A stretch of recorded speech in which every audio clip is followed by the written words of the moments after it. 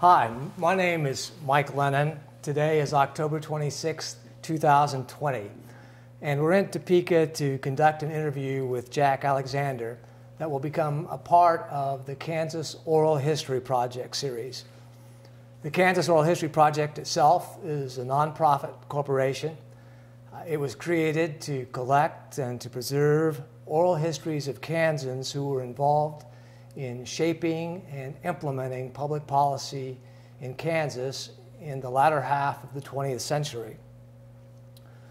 Recordings and transcripts of these oral history interviews are accessible to researchers, to educators, and to the general public through the Kansas Historical Society and the State Library of Kansas. The Kansas Oral History Project is supported by donations from individuals as well as grants from Evergy and Humanities Kansas. David Heineman, who himself is a member of the Kansas Oral History Project Board of Directors, is serving as videographer for this series.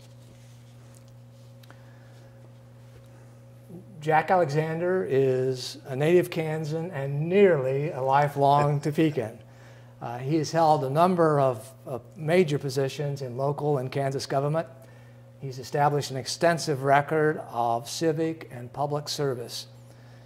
In the course of this service, Jack has achieved a number of firsts. Included among them was his election as the first African American to serve on the Topeka City Commission.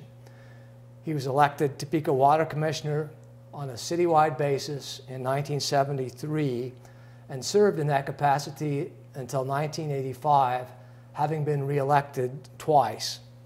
And for 10 years of that period, he was also selected by fellow Topeka commissioners to be president of the City Commission.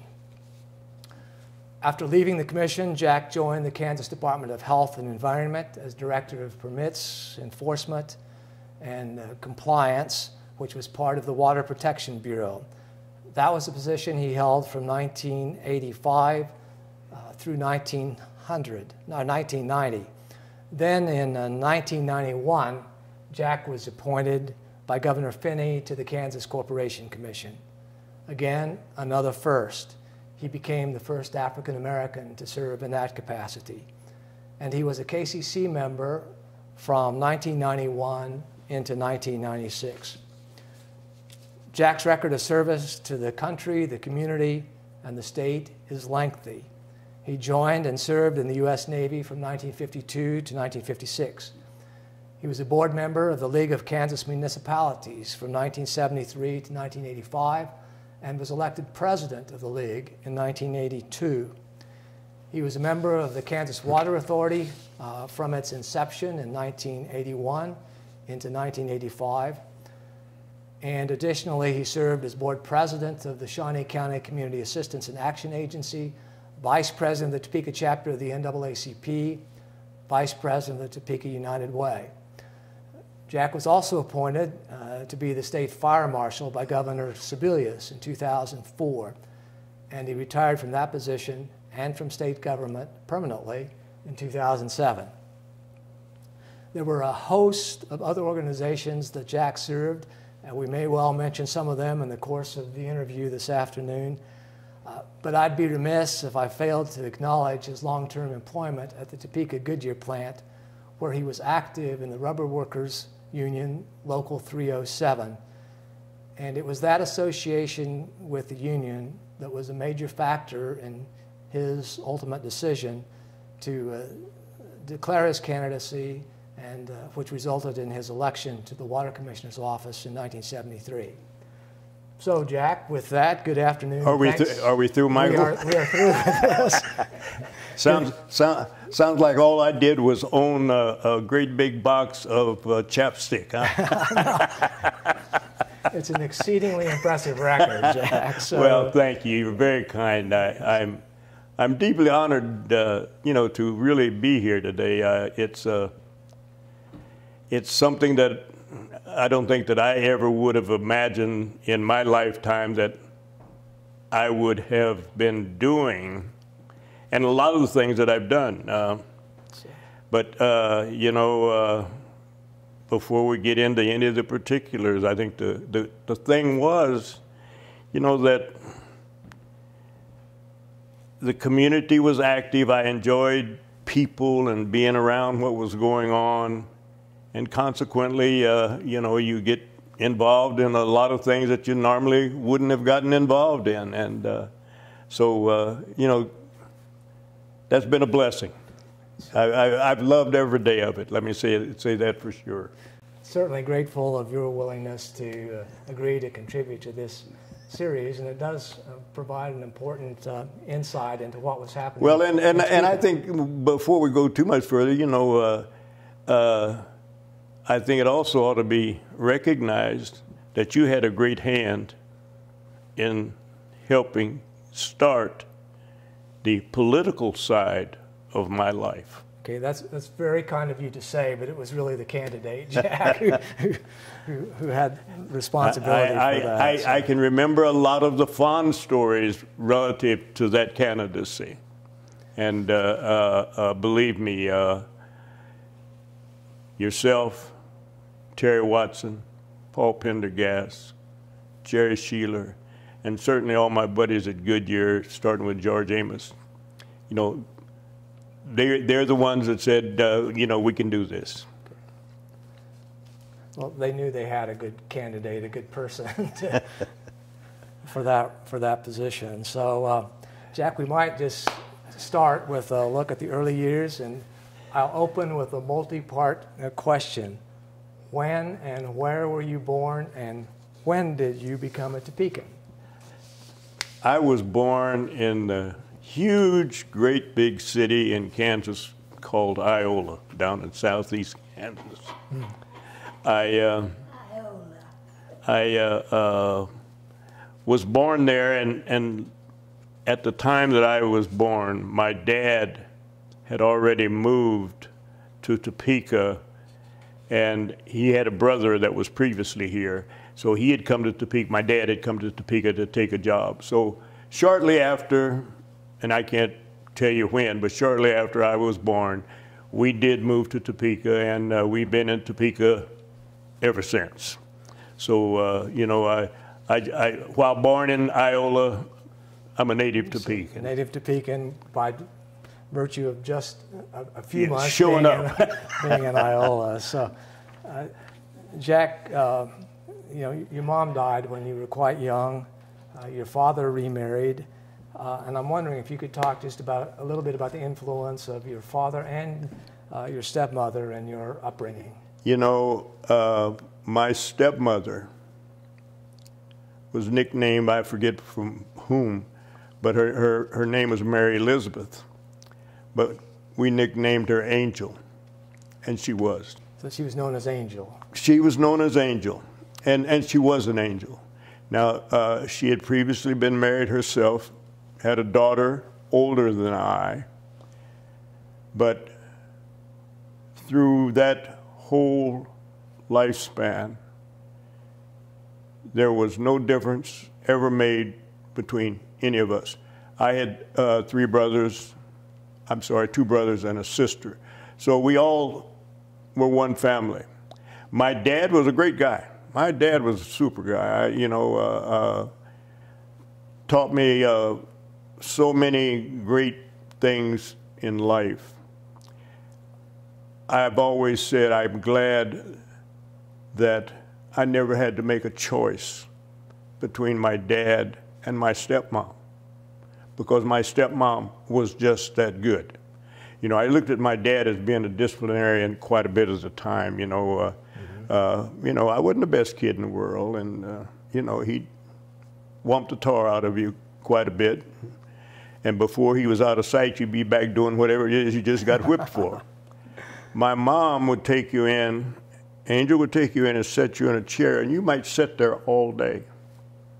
And every time she passed that chair, you'd get a lecture. You'd get a lecture. She'd never put a hand on you, but she'd beat you to death trying to get you to see right from wrong. She was a sweetheart. And to the day that she expired, I had been with her the night before, and I'm talking about my stepmother now. I had been with Angel, and I used to tease her quite a bit when I would go to her room. She was in a health facility. And I would ask her, "Do you know who I am?" And she'd look at me, and I said, "What's my name?" She said, "You know, I can't tell you what your name is, but I know who you are. You're my son." And that was the way she would leave me every day. Yeah, that's really an important and moving. Back to my birth mother. Knew a little bit about her, but I was about 8 or 9 when she died. But you know, the remembrance were just kind of family kind of things, going to Iola, doing things with her. I don't think at that point in time I had really learned how to love her, that I could now express what I felt at that time. But she was a gorgeous lady. She just died of breast cancer. And she just still a fond memory of mine. So you had some wonderful influences in I your upbringing, did, you know, and we can talk about where I ended up. A lot of that started right there, you know, and, you know, we can talk about children that don't have but one parent or no parents. You know, I come along at a time when everybody up and down the street was almost your parent. You know, I was almost scared at school when I got in trouble, because by the time I got home, I was already beat up. So, well, that sort of brings me to the next question. What part of town did you live in? I think all of our life has been on the east side. You know, going clear back to the youth. We moved around quite a bit on the east side, and when I say east side, I'm talking about east of the Shunga Creek, south of 10th Street, running down to 15th or 17th Street, and then going east, actually, Locust, Lafayette, somewhere in that corridor. And we had lived inside of that corridor at 3 or 4 different houses, but always sort of right there in that general area. And in that particular area also, Mike, was where Washington Grade School was located. And I can remember we lived at one time, just a block from Washington Grade School. Back to my stepmother for a moment. When we were with her, we were at 908 Wood Street, which was only 3 blocks from Washington School. But that was sort of the area that I grew up in. So if you're sort of thinking about the area physically, was it mostly residential? Was it sort of a vibrant area? Did they have businesses, churches? I would say mostly residential, but again, those were during the times when a lot of the neighborhoods, you know, we had our own, we had 2 or 3 grocery stores within that area. I can remember we had one drugstore, and these are black-owned places at that time. The drugstore in that area, and any number of churches and denomination of churches within that area. But the area mostly was, you know, it was heavily residential, and like I mentioned a bit ago, Washington School was in the area, and even some of the teachers from the school actually lived there in that area. You've mentioned the Washington Elementary School, the Washington Grade School. This was in the pre-Brown era. I think you were born in late 1930. Is that right? Yeah, that makes me a super old man. Well, I'm gaining on you. So let me ask: was Washington Grade School integrated or segregated? It was segregated. It was segregated, and when you think about the area, all around, if we moved outside of, say, the area that I lived in, which at that time was the East Topeka area. If you moved, you know, to the east, you got into the sort of the Monroe School area, which again was another black kind of growing area. And the same way if you moved a little further to the east.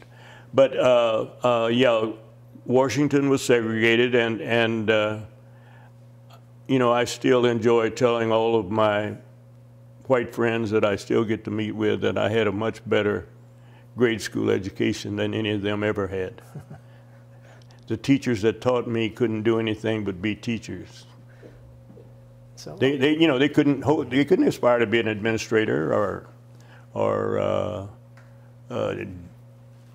in some of the other levels of education, because that was pre-Brown.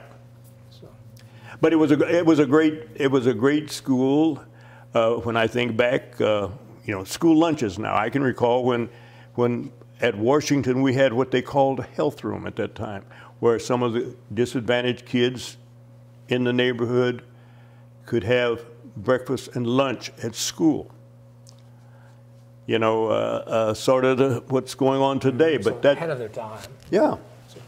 It was a great environment. And the other thing, Mike, a lot of my family, if you recall, I said my dad had come to Topeka before I was born.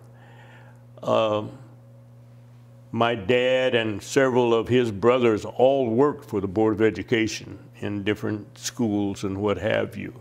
So, you know, there was that familiarity with what was going on that was handed down even to us, because we'd be following them around, helping do this, helping do that. So there was a great learning experience.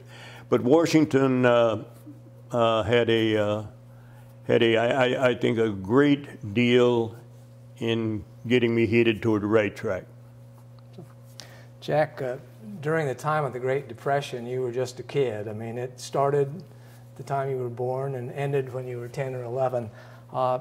Let me ask if you have any particular recollections of that, or how it may have affected your family or that area of town where you were living. I think, you know, while, you know, I may not have too many remembrances of it, I do recall, you know, a lot of the sharing that went on within the neighborhoods. You know, if somebody had something, somebody else could have a part of it. Like I say, my dad and those guys worked for the board, and a lot of times when they would have like social functions or different party kinds of things, there would be those leftovers that they could have and bring home and that kind of thing. So while things were bad, I don't think we had it that bad. So moving on from that period to junior high school, you went to East Topeka Junior High. Went to East Topeka Junior High School. And East Topeka was integrated. It was integrated. So can you share some of the differences between going to school there in an integrated setting versus Okay, let me first Washington? Go back to Washington just a minute. Like I say, when I grew up on Wood Street. Wood Street is 1 block south of 10th between Chandler and Branner. Parkdale Grade School, which was a white school, was 1/2 block on the other side, on the east side of Chandler Street. So I grew up 1/2 block from a school. Mm-hmm. Now, I must say, I never even considered why I couldn't go to that school. All the kids in my neighborhood and everybody that I knew were going to Washington, and I just automatically, you know, gravitated to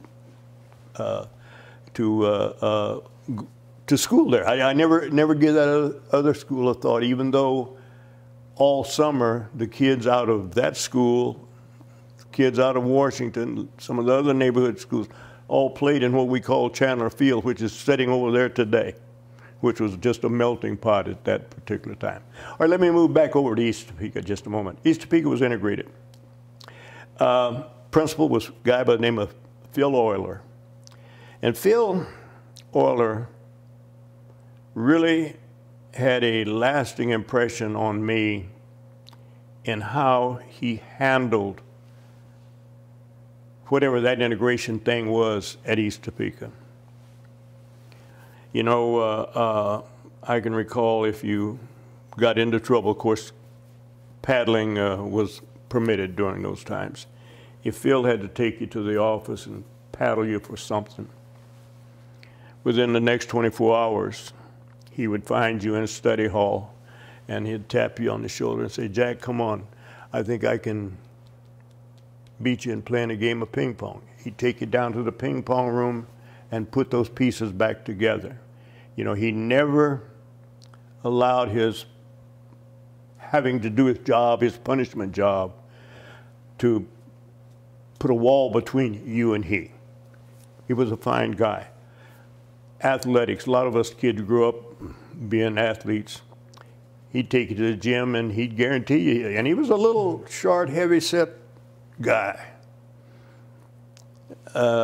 Looked like a little snowman. And he'd guarantee you he could make more free throws than you, and he could. You know, I mean, but that was kind of his relationship with we guys and gals that come out of this ghetto type area. But at East Topeka, as far as the classes, the education, and getting along, it was a good homogeneous mix because, again, just moving north of 10th Street, you started to had the white areas. Go a little bit further and spread out just a little bit, not getting into Oakland, but you spread out a little bit and you picked up a lot of the Hispanic. So at East Topeka, we were pretty well homogeneously mixed, and it was a great association.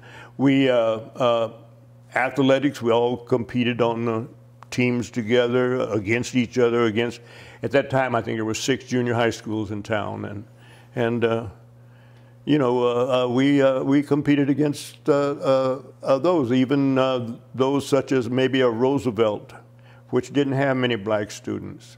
Boswell had a few. Hollanday didn't have many, but they had a lot of Hispanic students.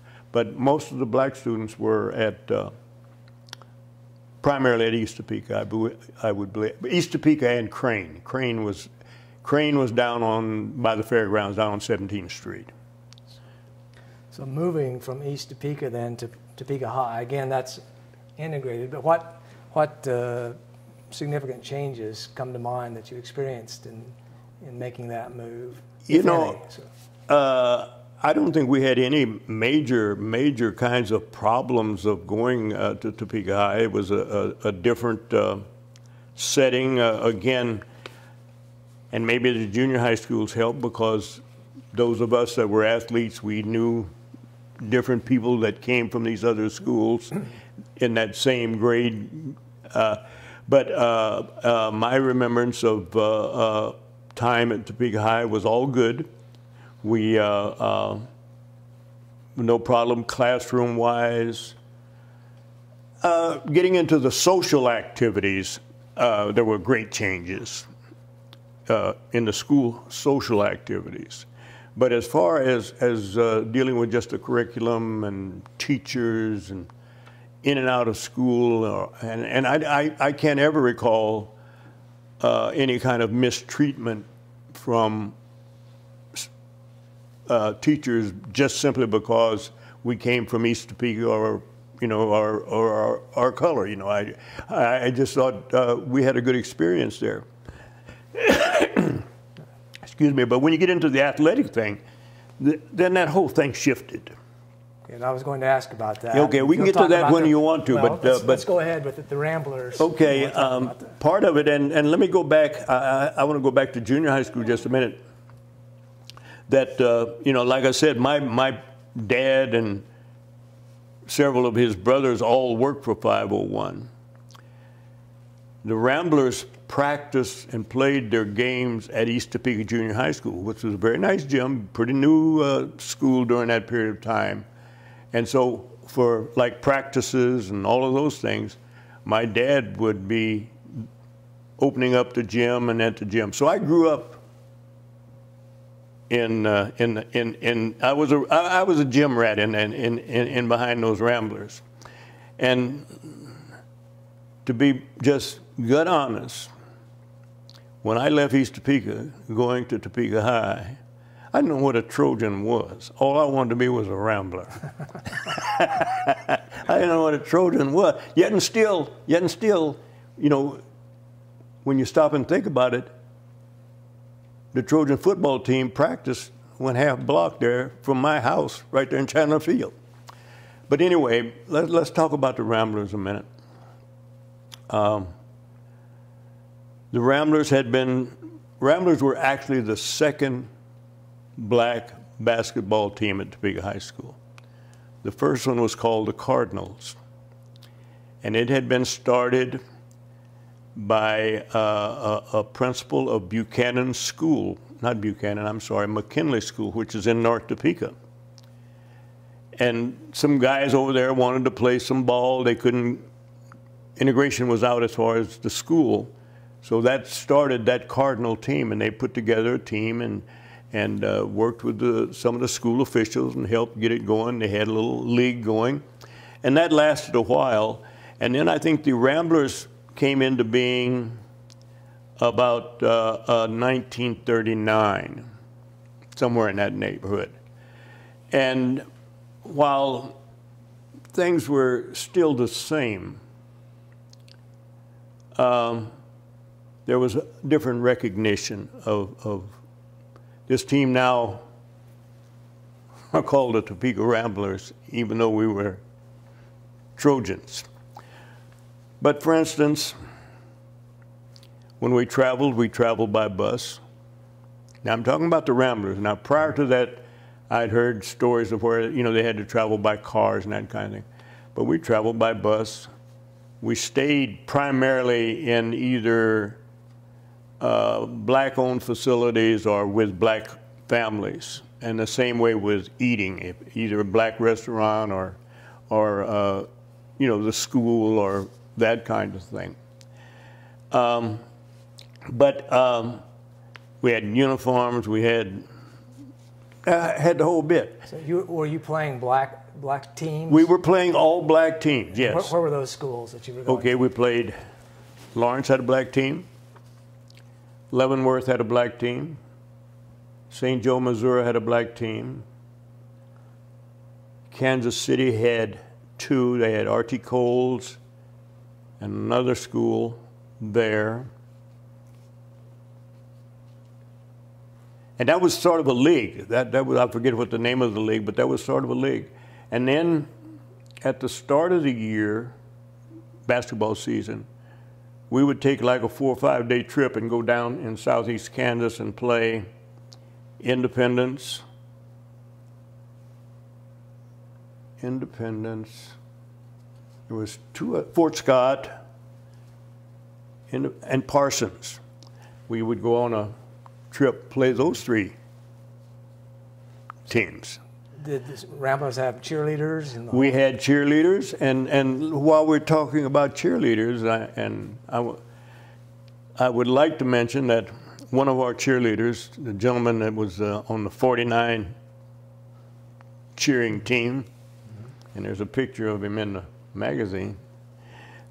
United States is now building a ship in his honor. A gentleman by the name of Frank Peterson. Is that right? He was cheerleader for the Ramblers. But again, Mike, we had the same things that, to the best of my knowledge, that the white team had.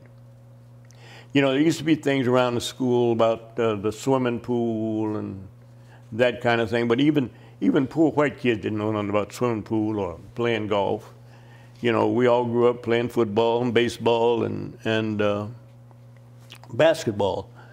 And, you know, I think for me that was probably the hurt. And just like in one of the things, and we'll probably get to that later on, I know Dean Smith had a great bit of pain about us having those two basketball teams. Now, you ultimately were captain. I was of captain. The Ramblers Yeah, I did. Mike, I was must have been a good player. I was a decent ball player. Yeah. In fact, after Mr. Ross, who was our last coach, and we'd be in a store somewhere around town, and he'd lost his eyesight by then.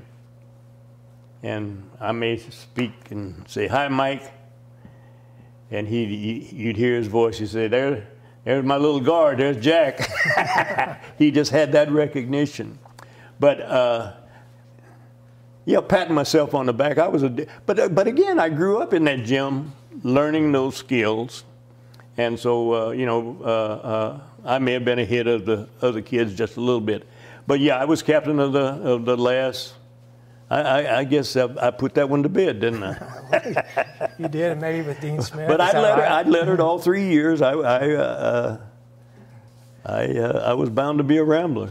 So talk about Dean Smith's role. Let me say, yeah, Dean was one of the nicest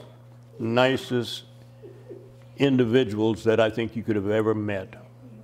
You know, I don't care. He was so humble. So humble. His desire was to get the best out of anybody. And his comment when we were having a little discussion at Topeka High with the principal about the integration of the teams, his comment was, and not at that moment but afterward, was, you know, yes, I'm very concerned about social justice, but I also want to win some more basketball games. So you'd really have to know Dean, and that was him. But we would have our class parties. He'd sneak in, want to sit out of sight, sit with you over in the corner. He just didn't want the recognition that he was due. Just a wonderful, wonderful guy. Jack, you graduated from high school in 1949. You went into the U.S. Navy in 1952. I believe that's right. You attended Washburn in that period, and then also you took a job at Goodyear. Right. You want to talk just a little bit about your experience at Washburn? Okay. I had a grand experience at Washburn. I enjoyed school at that time because I realized that school was going to help me later on. I think the problem arose with school was, you know, a lot of the guys now are leaving school, going into the service. And one of the big emphasis for me of even thinking about that was the same guy I talked to you about a little earlier, Buddy Peterson. He and I were very close friends. And he had joined the Navy, had been transferred to the Marine Corps, become a pilot, and, you know, history run off with it from there. But that, you know, he always talked to me about, you know, the military. Also, while at Washburn, I was in the AROTC. And, of course, you know, I'm a young man now, and these ladies are bothering me and all those other kinds of things, and I'm working. I don't know, things just started crowding down, and I decided, well, maybe I need to join the service. Well, I went and talked with my professors, AROTC professors, and they were going to, didn't want to see me leave school, but they told me, well, what we can do is we can get you into officers candidate school by nature of your time in AROTC, which, you know, that propped me up again until I found out where I was going. I was going to Biloxi, Mississippi. 1952, Jack Alexander, as radical as he was at that time, going to Biloxi, Mississippi. I wasn't worried about what Biloxi was going to do to me. I was worried about what I was going to do to my Biloxi. Anyway, I did not go. That's when I joined the Navy. I joined the Navy, and I go back to Peterson again. his dad had a electronic shop. I'd spent a lot of time with Buddy and I working in there, tinkering with electronics. Anyway, when I went into the Navy and took tests, and when we graduated boot camp, you go in the building and you got your name on the wall and you find out what your next duty station was. And I was going to something called, oh boy, I'm losing the term. Anyway, to make a long story short, what it was just being a sophisticated warehouseman. Mm-hmm. Well, you know, I've met tons of great people in my life, tons of great people. My chief at that time was one of those. I asked him, I said, don't they look at our credentials when we come in? He said, oh yeah, Jack, they do. I said, well, you know, I've got a background in electronics, and here I'm going to storekeeping school. He said, well, Jack, don't fuss about that. He said, you'll be one of the earlier blacks that get to go to that kind of school. And of course, you know, I'm always one to shoot off my mouth, so I had to continue the conversation. I said, but Chief, what you're telling me is I could get killed taking care of the stores on your ship, but I can't get killed in the communication room. And he thought about it, and he said, yeah, that's what I'm telling you. And I said, tell you what, Chief. I said, if I could take communications test.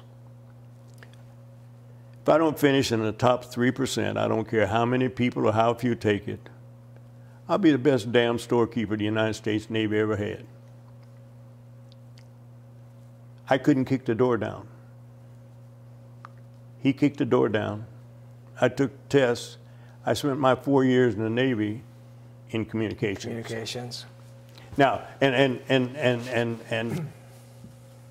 to my dying day, I have to give him the credit. I had the skills, but I couldn't get through that door. The other thing that I will take to my grave about that conversation was when I was talking about getting killed on the ship, he said, Jack, he said, you know, this is 1952. Said the military was just desegregated in 1948. He said the United States Navy doesn't know it yet. True words from him. You were in the Navy from 52 to 56. A lot of good Navy stories, a lot of good Navy stories. Wonderful ship, wonderful ship. I was aboard the USS President Jackson, which is a troop transport, APA 18. Our home port was Oakland Army Base in Oakland, California. We'd make 2 runs from Oakland to Hawaii, then come back. We'd make a run from Oakland up north through the northern tier, come back, then we'd make a run to Yokohama and then start that all over again. Well, back to communications a moment. You know, I've been smart and outsmarted myself a lot of times. Orders would come in to transfer a radioman to Rio de Janeiro or Rome or Naples, Italy, all these fabulous places where they needed a communication person. And I was transferring the least senior person that I had until one day we was at sea and I'm sitting there copying away and the orders come across and it said, send FS Jack Alexander 3450867 to NAVCOM State Guam. So I spent my last year and a half on Guam. But Guam wasn't bad. You know, beautiful island, but yeah, and the Japanese were just rebuilding it, not rebuilding, but building things up over there. But I got to play against the Yankees. I was also a baseball player, so I got to play against the Yankees in '55. In Guam? In Guam. They were on their way to Japan, and they stayed, and we had an all-star team. We played them. So my Navy career, I enjoyed. I was able to, of course, by that time, and we haven't talked about my family any, but while I was in at the aboard ship, my family, we started out living in San Diego, then we moved up to Concord, California, which is right outside of Berkeley. And that's where they spent their time. So the naval career was fine. I didn't, no complaints. So, and you got out in '56 and then came from Oakland back to Topeka. '56, right? and during that time, things out there on the coast were pretty heated. A lot of rumblings was going on, and I hadn't been back here in quite some time. And the other thing was that I knew when I left Topeka, that I had taken leave of absence from my job. So I knew I had a job here if I wanted to come back. And I'm sure that weighed in. Anyway, I came back to Topeka and went back to work for Goodyear after. Okay, and you mentioned your family. Family considerations were certainly one important thing that brought you back. It did, because by that time, see, I've got 3 kids. Yes, I got 3 kids by then, and I wasn't. And having lived on Guam and now coming back to Oakland, I just wasn't. My roots just weren't long enough in Oakland at that time, and I'm sure that helped move me on back this way. So, one of the things I want to ask about before getting into the employment at Goodyear, Topeka had launched an urban renewal program sort of in the late 1950s, really about the time you were getting back, 1956, 57. I'd sort of like to get your perspective on that, what part of town it was in, what influence it had. Well, I think the biggest influence that I recall that urban renewal had for certainly the black community was we had an area probably from 4th Street down to 1st Street, let's say, Kansas Avenue, down to the almost to Branner, and that was pretty well a densely populated restaurants, bars, nightclubs, churches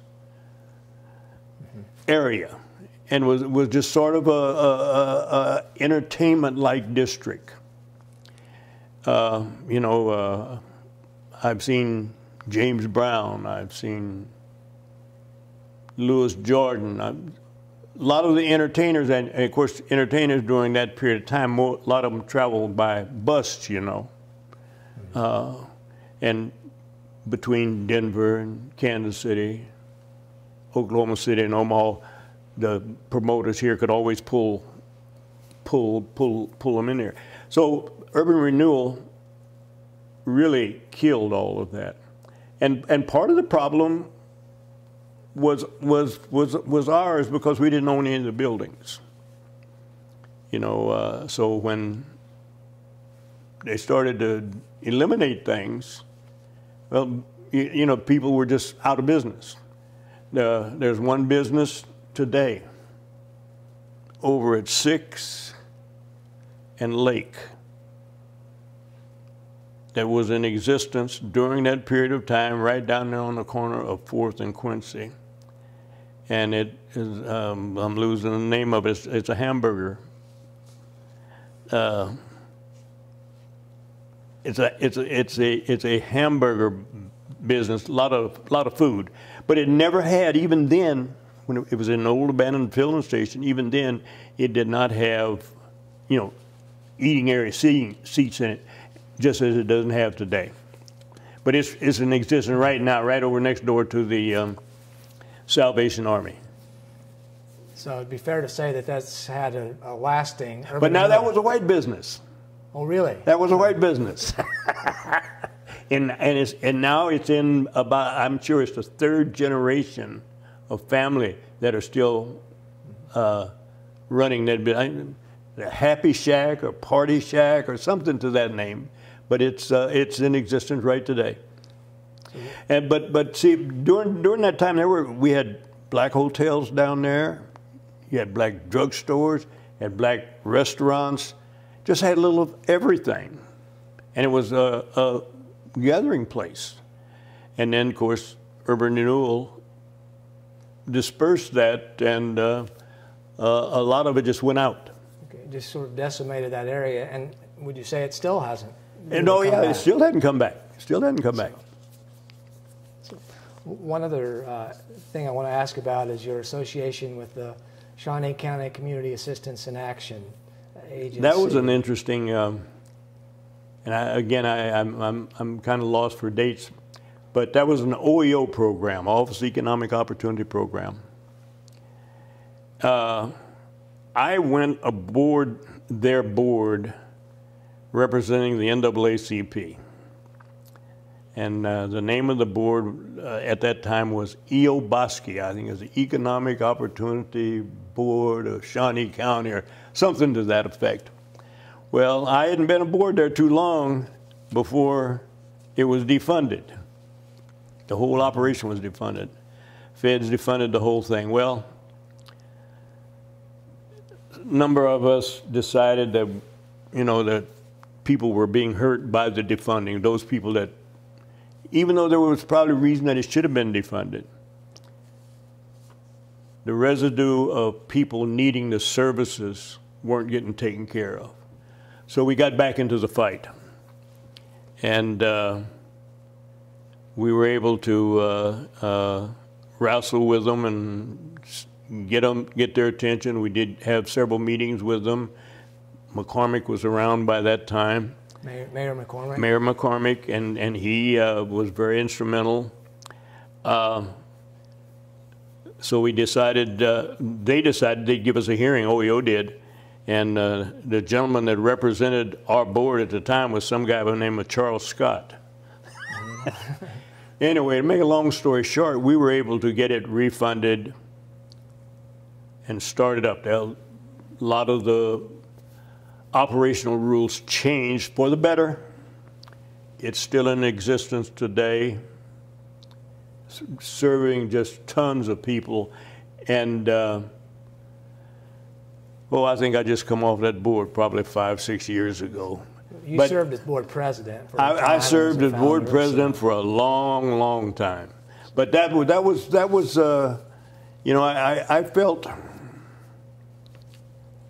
I felt obligated to try to do something at that time because I went aboard to help, and it seemed like right after I got there, the whole thing was gone. But there were a number of good people there that we all got together, and we did get meeting with the OEO people, and we were able to get it started again, and it exists today. Let's go from there to your employment at Goodyear and your participation with Local 307, the rubber workers, Local 307. I've done a lot of things in my life. But I really enjoyed working at Goodyear, not the work per se, but there were just wonderful, wonderful people employed there. And a lot of these people came from all these little rural towns, around Topeka. But I got involved with the local union, 307, and I chaired their community action. No, it wasn't community action. Anyway, their political action committee. And, we were helping candidates and doing all the political kinds of things. And during this period of time, cable TV had just started up here in Topeka. And somehow some of the sitting commissioners had got entangled with give and take with these new companies coming in. And some of them either resigned or were going to be put out. Well, my union at that time, 307, was probably, we were the strongest union around in this area, primarily for the size of people and monies that we had, you know, with the Goodyear plant. But we were also fighting with all the craft unions, you know, and we had a leg up on them because most of the craft unions didn't have any black people in them. Well, to make a long story short, when this thing happened at the City Commission and these positions came open, I think there was 2 positions. My union buddy said to me, Jack, we're going to submit your name as to fill one of these positions. Well, you know, these are guys I work with every day, and I think, you know, we're just going along, kidding along, and I'm in agreement. Yeah, okay, yeah. Well, they were serious. Well, to make a long story short, then once my name had got thrown out there, a lot of the craft unions got a little bit upset because they weren't strong enough to overpower 307, but yet and still they weren't wanting to go along with me. And so what finally happened, Mike, was that whatever the city made up their mind was that whoever got the position, appointed position, that they were going to fill could not run at the next election. Okay, so that would have happened about 1971 or 72, right, sometime in there. Yeah, it was about that time. And so my union president, George Amos, said, you know, they didn't go along with that. So they told the city, well, you know, if you know, you have to make your own decisions. And if that's your decision, we'll see you in the spring. And that's where that campaign started to get started. And the gentleman that ended up in the seat that I was being nominated for was a former mayor guy by the name of Hal Gerlach. And but he couldn't run for re-election. No, he couldn't run. And that's kind of, you know, some of the give and take I'm sure that the city had on putting their thing together. But anyway, from that day forward, my union buddies said, you know, let's get busy and we're going to get, you know, we're going to get involved in this. And you know as much of that background as I do, and you know, they turned over the top floor of their union hall to my wife and Bob Lawson and said, let's get going, and away we went. And you know, while I've been involved in a lot of things, you know, that was a wonderful, wonderful experience because of the number of people that it involved. I was going to mention, which you may recall, this may have been your only ad. That was the only ad we had. Full-page ad in the Topeka didn't, Capital Journal. Didn't have any money. And here, almost 400 people, all paid to be yeah, and there's one name in there. Had I saved his $5 check, I probably would be a rich man today. Okay, and that would be Topeka's most prominent citizen. Yes. And that was? Mr. Alf Landon. Yes. And I can recall the visit that you guys sent me to talk to him that day. And we had a nice visit. I got ready to leave, and he said, you know, I've never endorsed candidates before, and I got up and thanked him, and I almost got to the door, and he said, but young man, come back and sit down. Went back and sit down. He said, you know, I'm getting pretty old. He said, it's time I change. Not only did Alf endorse me, he wrote out his little $5 check, and after election, I would have lunch at least one time a week with he and Andy Gray. And I get phone calls from him all the time. He was really an interesting person. And I still spend time now with his grandson and with Nancy. Okay, that's a great story. Just sort of following up on this ad, one of the things that sort of struck me about it, besides everybody paying to have their name on it, was just how diverse this group of people is. There were Republican and Democratic state representatives, Republican and Democratic business leaders, labor leaders, sort of crossed ideological lines, generational lines, ethnic lines, all of those things. And so I guess it's so when you look at that list, you say he was always meddling with somebody. I was going to ask it a different way. How did you put the coalition together that was so diverse to create such confidence? And again, I've always enjoyed people. I've always enjoyed working with different groups and working with different things. And many of those people in that list, someplace in a period of time, we had rubbed shoulders together doing things, whether it was on a committee assignment or volunteering for something. When you look at, there's a number of people on there that was from the Martin Tractor thing. That started out as someone out there wanted to run for school board one time, and we were helping do that. Well, all those coalitions finally came together, and the interesting thing was that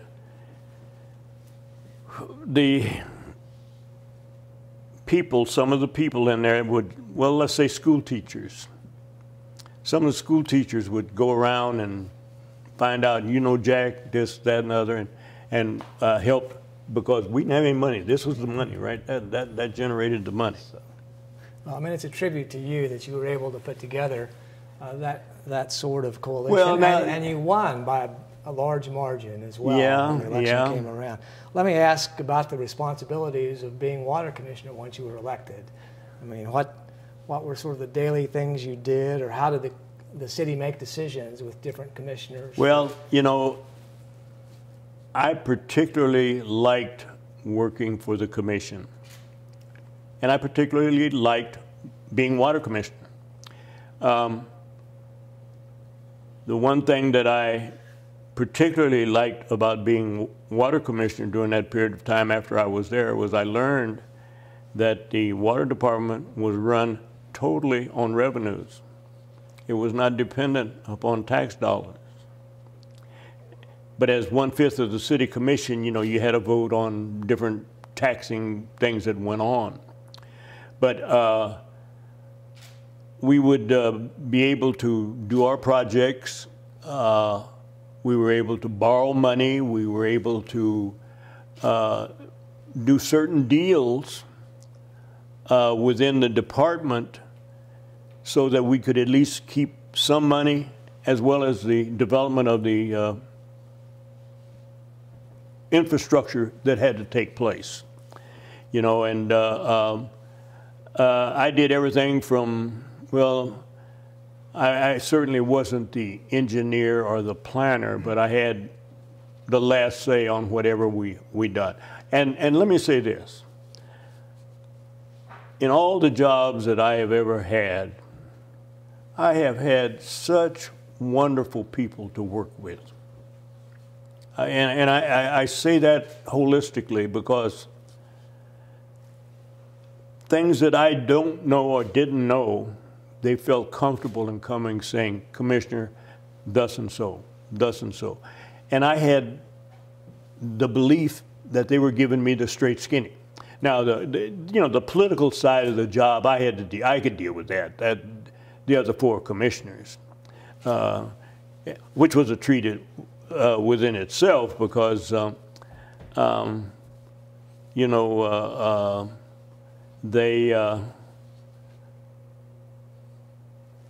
politics is nothing but a numbers game. You worry about who's got the odd number. Well, I didn't have any problem of going and calling one of them guys down to my office and telling him how the hog ate the cabbage. And I couldn't do it up in public because some of the things I said shouldn't be said in public. But I had a good relationship with them. You said that I was on the commission, what, 12 years? I was president of the commission 10 of those 12 years. The 2 years that I was not president, there was a gentleman that had been on the commission all that period of time by the name of Charles Campbell. He was running for his last time. He wasn't going to run anymore. And I talked the other commissioners into supporting him to be chair of the commission on his last term. Now, that was then. Let me go back to the first term. Cute story for you. After the election, we had the vote. I won the vote 4-1. Who was the one? Well, there's a gentleman by the name of Terry Watson that was just visibly upset. Find out which one of those SOBs voted against you. And he kept talking to me and talking to me. I'm going to find out. I'm going to find out. And I finally had to tell him which one it was. You know who voted against me? I'm guessing it was the Water Commissioner. It was the Water Commissioner. So last time I have not voted for myself. So did you have, what sort of extra things? Well, and those extra duties I really enjoyed during that time. If you recall, if any of you knew Bill McCormick was a very carefree, and I don't mean this negative, on a negative, but Bill liked to walk around and look at buildings and ride his bicycle and have a beer with the American Legion. He didn't care that much about doing the government work. You know, I can recall, for instance, whenever the chamber had something going and needed the mayor, I had to be there because Bill wasn't going. And so that was part of, and I enjoyed those duties, and that helped fill out some of that because some of those same people were there. But that was primarily the job of president of the commission was acting as the mayor when the mayor wasn't, you know, whether it's at a commission meeting or traveling or, you know, Bill didn't like traveling. And so for sure some extra added duties associated. Yeah, there were, but they were fun. They were fun duties because Bill and I were great friends, and I could do it and feel very comfortable in whatever the outcome was. I can recall, you know, meeting dignitaries from overseas, and Bill be standing out there on the street corner somewhere looking up and down the street. That was just him, just his way. But a brilliant guy, brilliant guy. So, while you were water commissioner, you were elected president of the League of Kansas Municipalities in 1982. Now, how did that come about? That's a statewide organization. Well, again, I had represented the city of Topeka on that board, on the municipality's board. And just like everything else, I was there, so I'd get right in the middle of everything. And I guess during that period of time of raising hell on the board, people thought maybe I could be the chair of the board. But it was a great experience because there's all kinds of activities and cities that blend in to that Kansas League of Municipalities. And I had the world's greatest teacher. And I just lost his name. Lived over on College. I'll think of it before we're through. Okay, Ernie Mosier.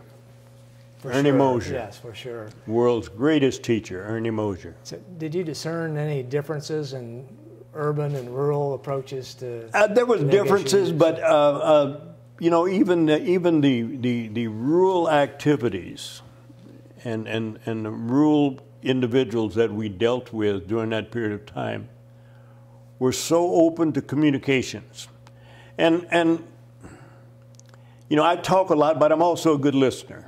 I talk a lot, but I'm also a good listener. So we were able to do things that assisted, you know, the smaller communities, even if it was getting some of the expertise out of some of the bigger places that could go out and lend them a hand at helping them plan this or do that. So there was always, you know, a great working relationship there.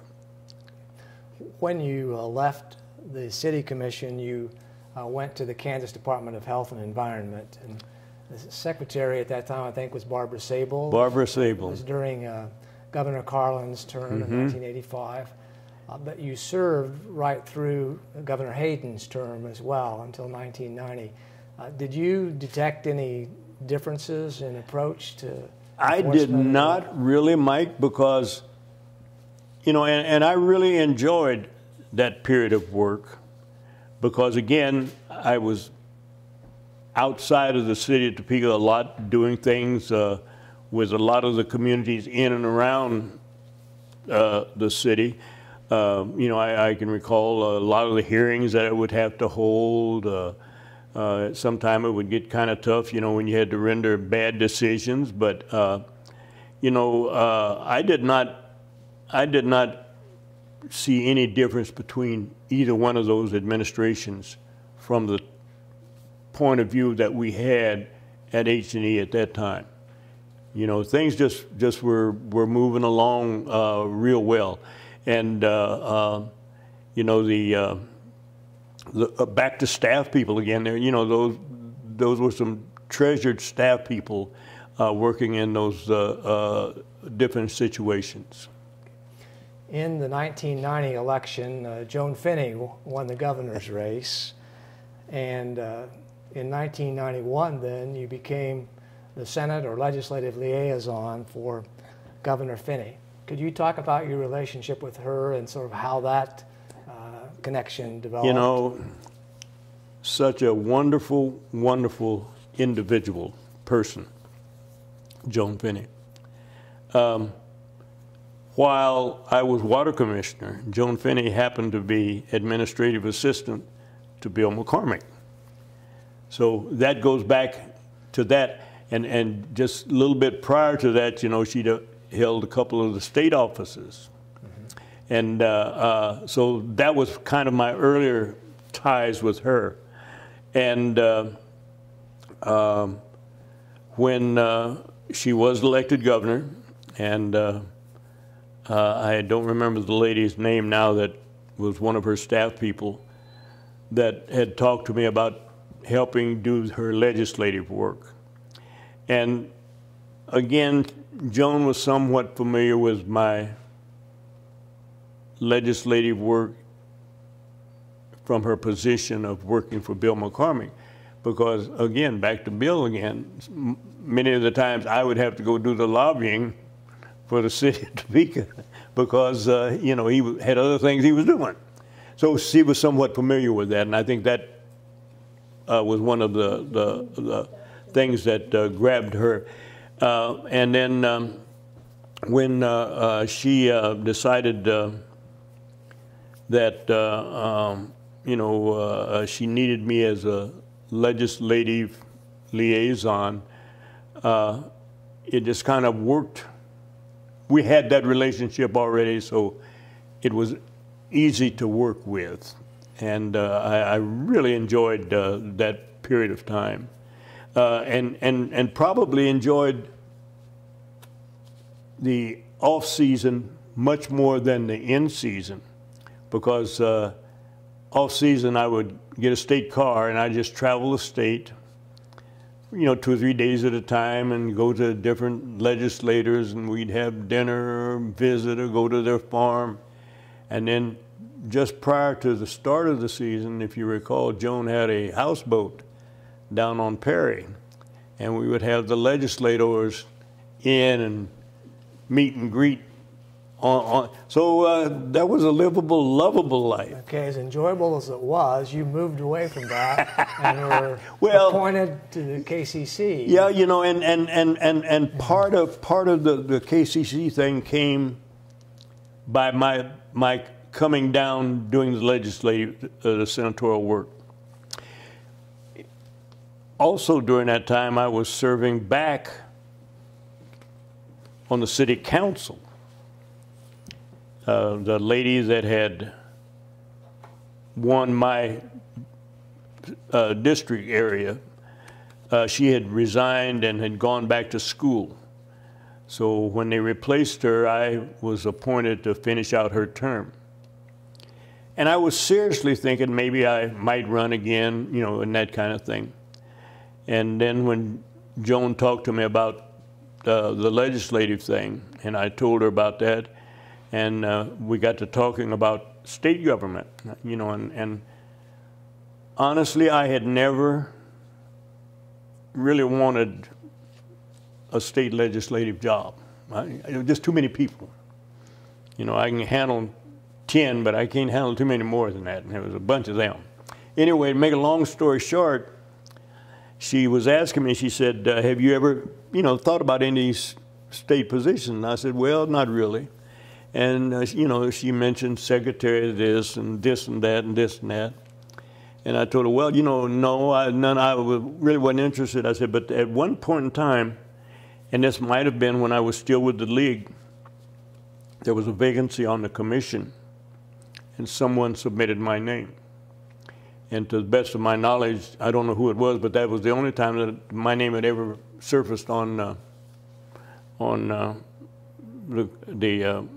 KCC list. And I said to her then, I said, you know, I probably would have been interested, you know, in something like that. And she told me, well, you come take care of the legislative work, and I've got 2 positions, and one of them's yours.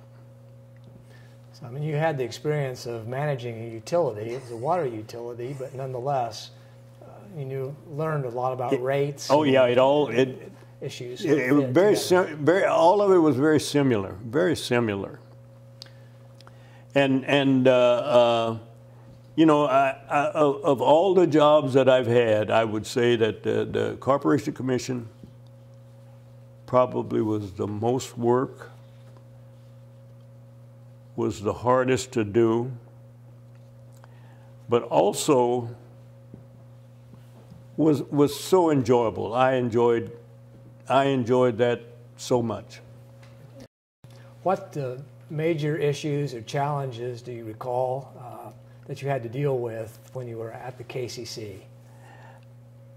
Mike, I would imagine that probably the biggest one, and which probably caused me more pain, was you know, the Westar activities. You know, like I say, the staff at KCC had you so prepared for your hearings that the work was gone. You just had to put the bits and pieces together. But I can recall that the Westar hearings with David Whitting, I was just flat amazed at the brilliance of this young man who decided to go his direction with his activities. But you know, the more challenging ones would be when we would be doing some oil and gas things. And you know, I'd be out there on one of those oil derricks, and one of the workers decided, well, it's time to scare people, and they'd turn something loose and just bang the life out of it. I think I was blessed during my period of time on the Corporation Commission because Rachel Lippman was there at that same time, very talented lady, and we become very close, very close. And so any problems that I had, questions, I was able to go to her and get a good feel about them. But, you know, all of the work at the Corporation Commission was so valuable in making not just our state, but our area better. You know, whether it was water, whether it was oil and gas, whether it was electricity. Of course, we didn't do nothing with cable TV, but that's another story. But transportation, you know, it just touched on everything. And we had awfully good staff people there that did their piece and handed you what you needed to do to go to those hearings. You retired or intended to retire from state service in 1996, the end of your term at the KCC, but then you were called back to service and appointed as state fire marshal in 2004 by Governor Sebelius. That's 3 governors or 4 governors for whom you've worked. How did that state fire marshal come about? I'm about to run out of chapstick. Huh? Well, you know, again, I was shocked when I got that call. In fact, I didn't even think she was searching for me. At that same time, my son was in the Topeka Fire Department. He was chief of arson investigation. And I just, you know, I just blanked out. I just thought, well, no, she got me and she wants him. Well, after checking into it, what she needed more than a fire marshal was an administrator for an office. And that was some fun times again. I had the privilege of doing that. It's probably something I never would have chosen to do, but it was a fun activity. After getting involved in it, again, great staff, and you know, there's a lot of good stories underneath all of that. But the problem was that the fire marshal at the time could not handle the business that was being taken care of. And that's what she needed, and that's was when I was there for her. And I enjoyed it. I enjoyed it. You know, again, you know, we talk about all them first. That's a first there. Yes, it is. And what it brings to mind, I can't recall where it was, but down southeast Kansas, they've got what they call Fire Chiefs Association. And after I was appointed, they invited me down to one of their meetings. Well, I had a young lady that was my attorney from the AG's office, and she went with me because so she could protect them, not me, but protect all of us. Anyway, we get there, and we do the little pleasantries, and finally whoever's the head of their operation, you know, gets up and he says, Jack, reason we brought you down here is we wanted you to know that you are not our choice for fire chief. Well, you know, you can only put salt in an old man's wounds for so long before it gets to burn. So before I could think about it, I stood up and said, Chief, I may have to agree with you, but I'm the governor's choice. My attorney said, and as far as we're concerned, Jack, this meeting's over. Let's leave. Nice. That would have been in 2004. I mean, it's just remarkable and troubling that those kind of attitudes. It was, and I had good experience with you know, being fire marshal, and I think it helped that I did not come out of the fire business because it gave a whole different perspective. You know, I was able to do something with staff that probably a person coming out of the fire business wouldn't have been able to do. You know, I was able to handle it from an administrative side rather than looking at it from a fire prevention side. And we did. We had some traumatic problems there, and that was part of why she needed to get rid of the other gentleman, because he was permitting it to fester. You know, I went through, and this is backing up a little bit, back to the Corporation Commission a minute. I remember when I went through confirmation hearing, I still can't remember this guy's name. Anyway, I never will forget, while I was at Health and Environment, I beat up on him pretty damn good.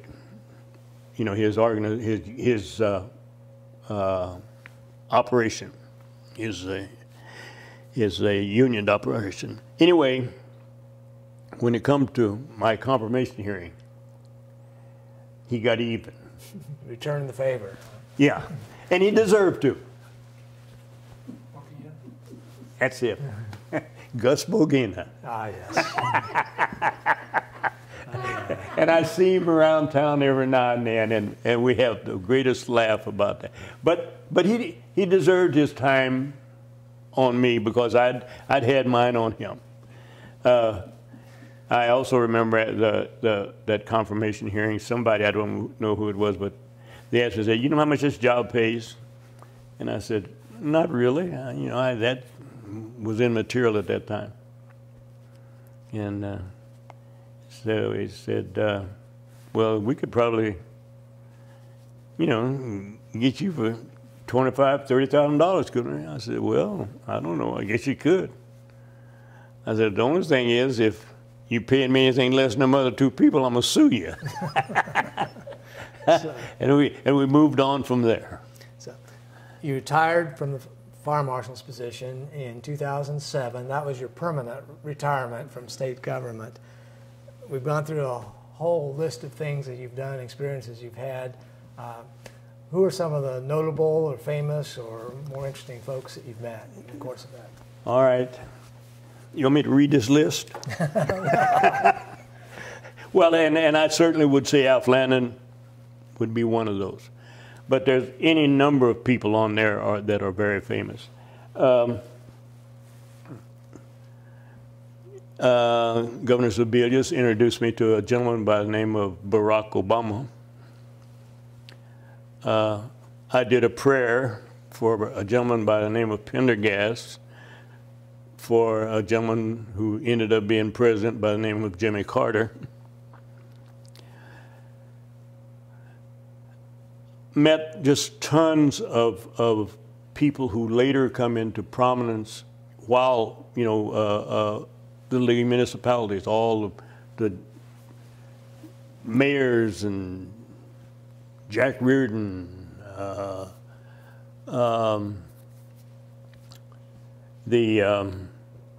I'm trying to think of I don't think of it, well, I have met President Truman, but, you know, the Bob Doles, and of course, the same people that I guess everybody runs into. And I've been fortunate enough to run into a lot of the African Americans who later become very prominent, you know, the Jesse Jacksons, the John Lewises, Andrew Youngs, I can't remember the guy that was mayor of Atlanta, Maynard Jackson, yeah. So there's tons of them. But then while I was city commissioner, my office was on the first floor, and right outside of my offices was the parking lot, employee parking lot. And then in the back of this parking lot was sort of a loading area where you went into the municipal auditorium. And again, back to the time when entertainers traveled by bus, every now and then, you know, they'd park a bus up in there. And I've got to meet Elvis Presley there. Bill McCormick was a great Western music fan, and he and I went aboard Willie Nelson's little bus. We won't ask what you did there. Well, we smell the smoke. And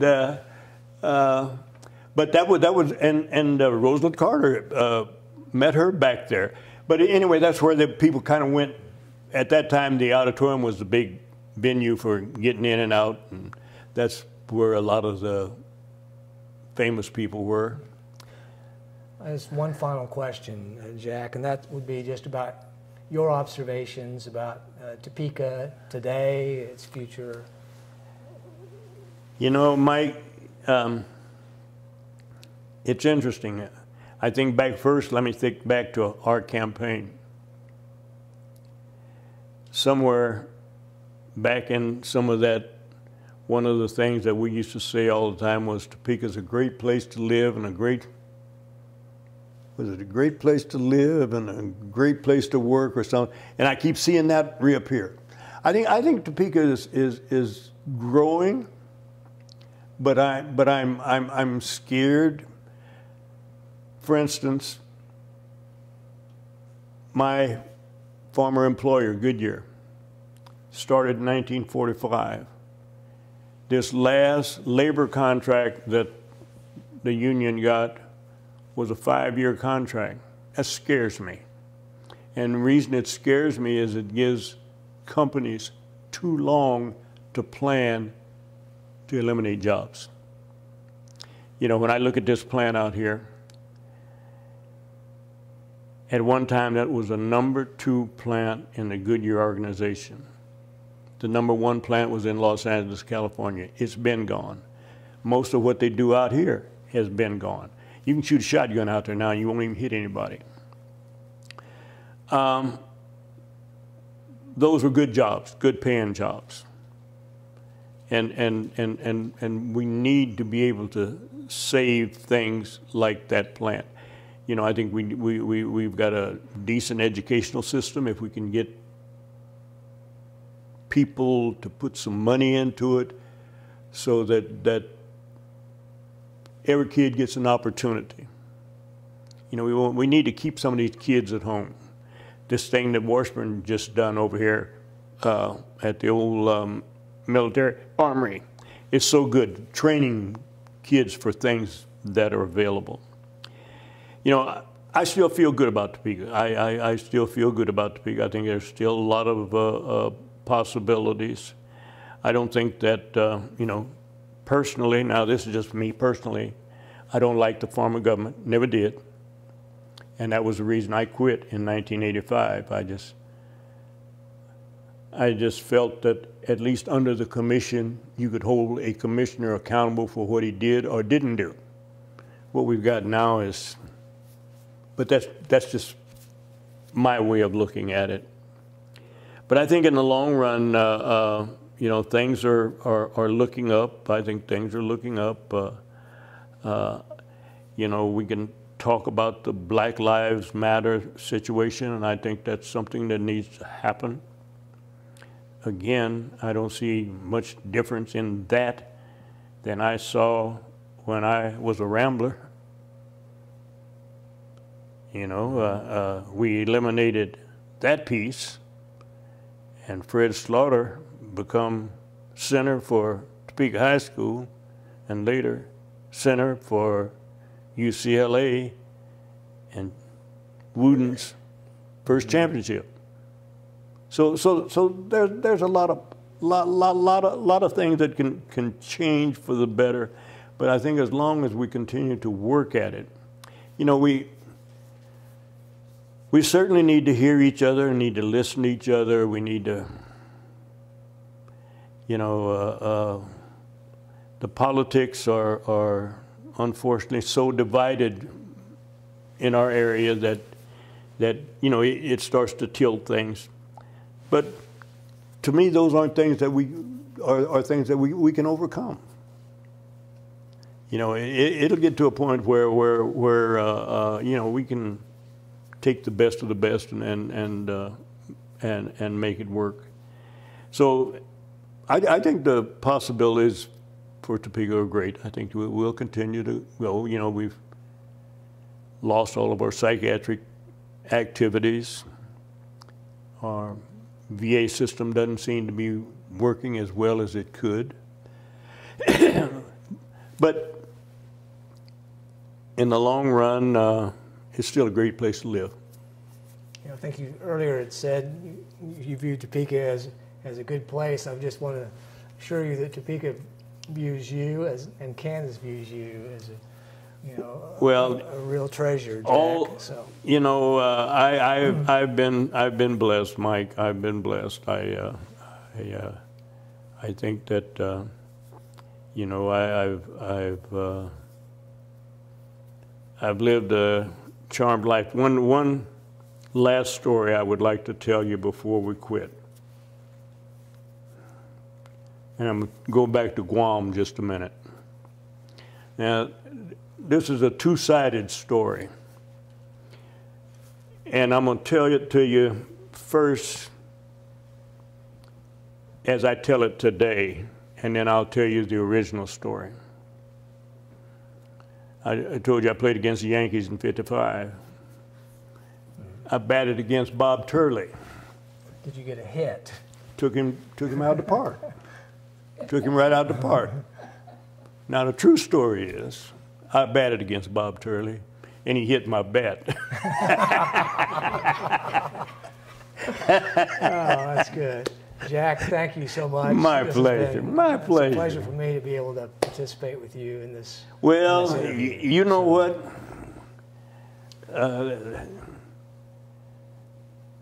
You're like a son to this family, always have been.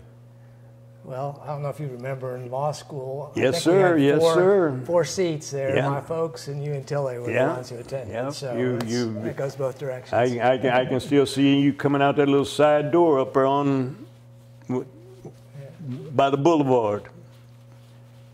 Saying thank heaven. Well, it's been a great life. It's been a great life. You know, I wouldn't trade it for anything.